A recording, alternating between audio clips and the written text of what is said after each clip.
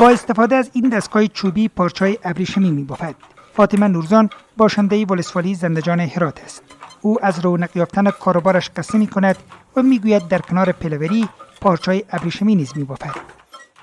یک تاثیر خوب داشته. جلوی که بود طفلا مکتب نداشتم، پول کتابچه قلم اینا که به مکتب برن.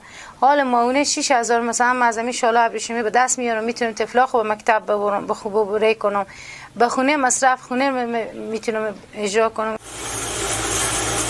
در کار پلوری آنچه مهم است در گام نخست جداسازی تار ابریشم از پله است، کاری که با همین دیگ کلان و آب جوشانده می شود. در ولسوالی زندجان تنها یک کارگاه برای جدا کردن تار ابریشم از پله وجود دارد.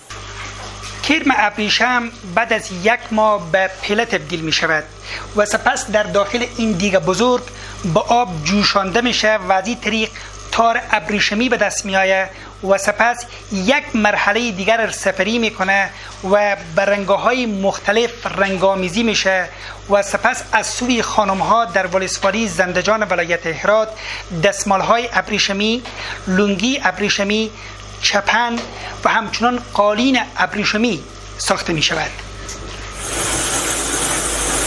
هرچند گرمای تابستان این کار را دشوارتر می سازد، اما عبدالله از عهده آن به خوبی برمی آید. اما چو را نگران ساخته است کمرنگ شدن بازار کارش است. جلوی در همین ولسوالی 500 دستگاه کار میکرد که حالا تنها یک دستگاهیه که همین دستگاه منه که کار میکنم. یه هم سال تمام نیه، همین سال 3 ماه 2 ماه 4 ماه همین تو کار میکنیم و خلاص دیگه تعطیله. پروانه از اینه که مریم شیخ مسئول شرکت سامی زنان زندجان است. او در بخش آموزش و بازاریابی زنان در بخش ابریشم بافی تلاش میکند تا فعالیت‌های دستگاه ابریشمی متوقف نشوند. بیشتر خانم‌های ولسوالی زندجان در بخش پلوری و ابریشمکاری فعالیت زیاد دارم.